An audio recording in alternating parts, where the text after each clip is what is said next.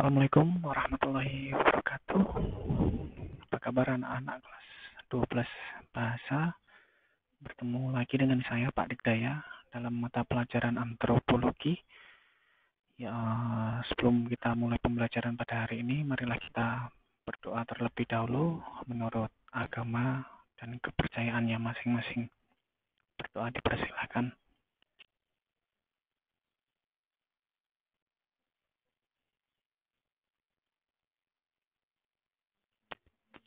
Ya, cukup. Ya, ya anak-anak untuk pembelajaran antropologi dan mungkin pembelajaran mata pelajaran yang lain untuk semester kedua ini masih dilakukan secara online atau daring. Ya, seperti yang kita lakukan saat ini, kita akan melakukan atau mencermati video pembelajaran dari saya.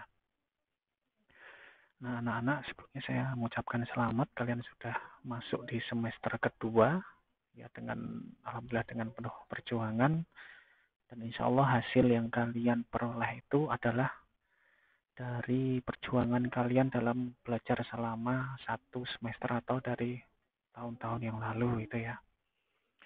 Nah, anak-anak, untuk semester kedua ini kita akan masuk pada bab atau kompetensi dasar baru, yaitu strategi kultural dengan sumber-sumber kearifan lokal dan tradisi lisan. Oke, jadi sebenarnya bab ini atau kompetensi dasar ini tidak terlepas dari kompetensi dasar yang telah kita pelajari bersama di semester 1, yaitu mengenai perubahan sosial dan dampak dari perubahan sosial. Nah, perubahan sosial pasti akan memiliki dampak, baik itu positif maupun negatif. Nah, terutama dampak-dampak yang negatif perlu kita antisipasi. Nah, antisipasinya dengan cara apa ya? Salah satunya yaitu dengan strategi kultural yang akan kita pelajari bersama dalam bab saat ini ya, di semester kedua. Oke, sebelum saya sampaikan materinya, saya akan menunjukkan terlebih dahulu perintah dari kompetensi dasar sesuai dengan Permendikbud nomor 37 tahun 2018.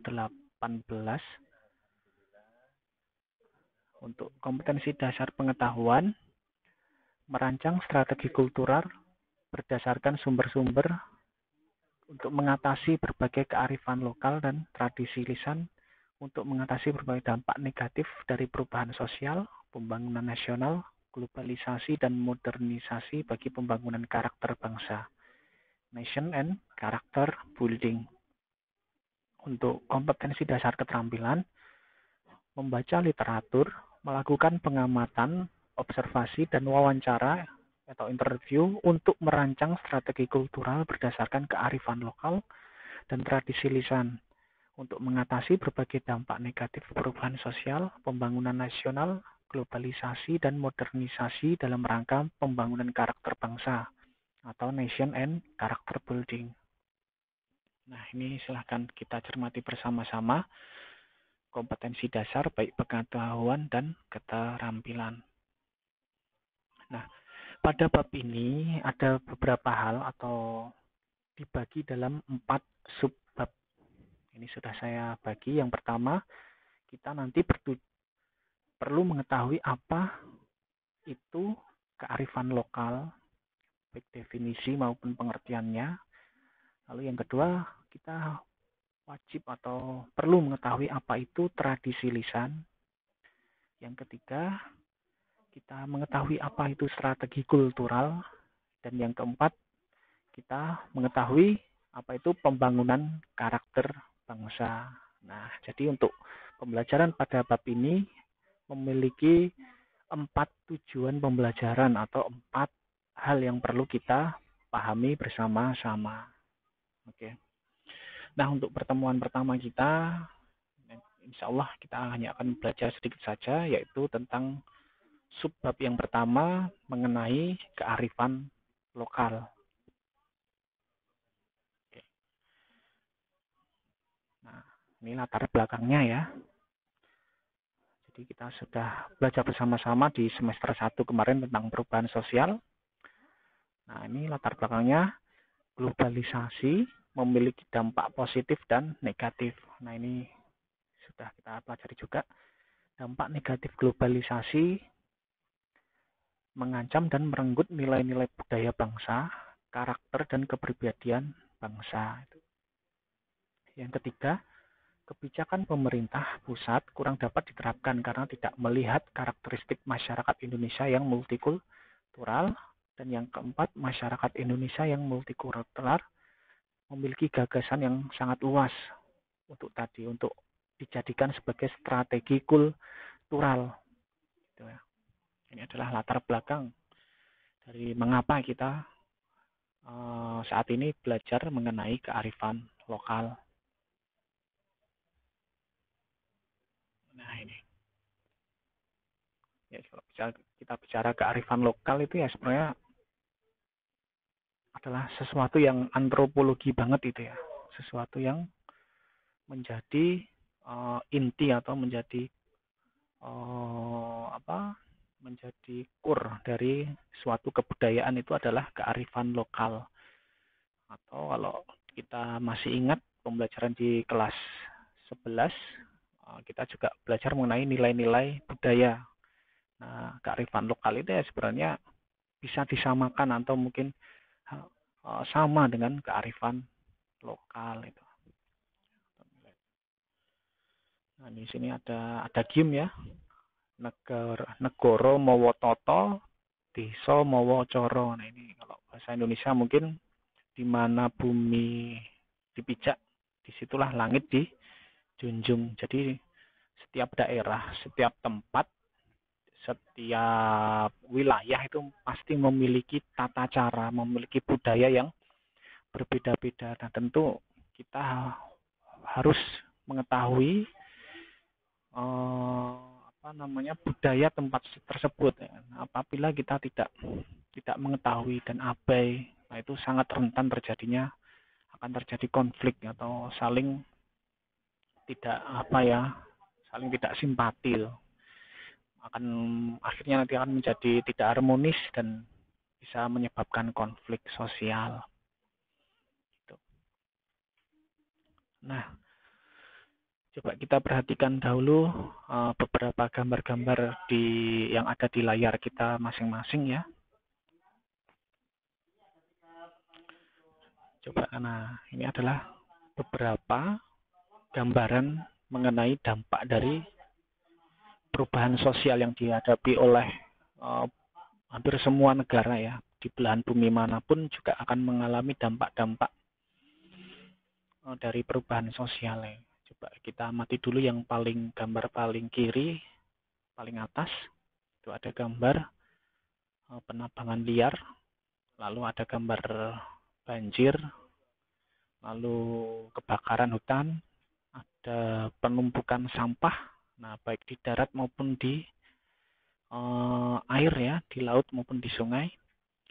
Dan yang paling kiri, paling pojok bawah itu ada gambar kerusakan laut, terutama di terumbu karang. Nah, dampak-dampak ini sebenarnya adalah dampak alam ya, secara alam yang kemudian yang sebenarnya ya dari perbuatan manusia ya. Dari awal dari perbuatan manusia yang mungkin berkeinginan untuk mengeksploitasi bumi dengan mengeksploitasi kekayaan alam bumi, tapi tidak memperhatikan kelangsungan hidup dari alam itu ya. Nah, nanti kan dampaknya dari kerusakan alam itu juga akan kembali lagi kepada manusia itu. Akan merugikan manusia itu sendiri. Oke. Kita langsung kepada konsep dan definisi. Nah, kearifan lokal adalah berbagai kebijaksanaan yang telah dimiliki secara turun-temurun yang berfungsi untuk membantu keselarasan hubungan sosial. Kearifan lokal selain berfungsi sebagai perekat, juga berfungsi sebagai filter terhadap masuknya berbagai pengaruh budaya asing. Nah, ini kearifan lokal Definisi yang diberikan oleh Nyoman Kutaratna ini adalah salah satu dosen di universitas di Bali ya.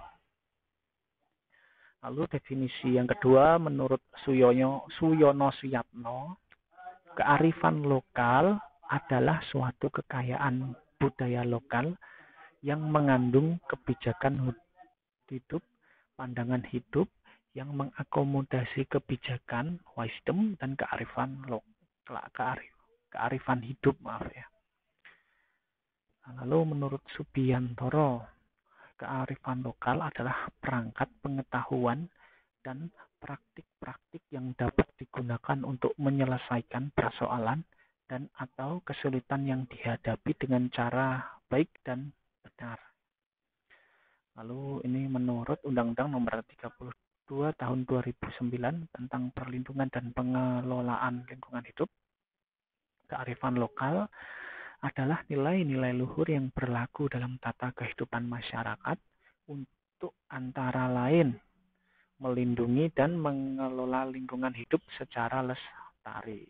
Oke, ini adalah konsep dan definisi dari kearifan lokal.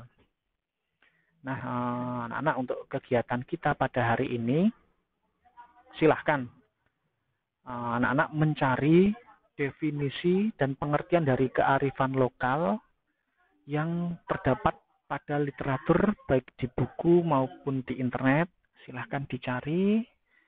Jadi selain ini ya, ini hanya ada 4, tapi sebenarnya banyak sekali definisi-definisi yang diberikan oleh para ahli. Nanti silahkan dicari, boleh dari internet maupun buku, lalu ditulis di buku catatan kalian masing-masing. Nanti setelah itu difoto dan dikumpulkan pada Google Classroom. Oke, untuk pembelajaran kita hari ini sedikit saja ya, kita masih pemanasan lah istilahnya. Kita hanya belajar mengenai satu hal saja, yaitu konsep dan definisi dari kearifan lokal. Oke, kurang lebihnya saya mohon maaf. Cukup sekian. Billahi taufiq wal hidayah. Assalamualaikum warahmatullahi wabarakatuh.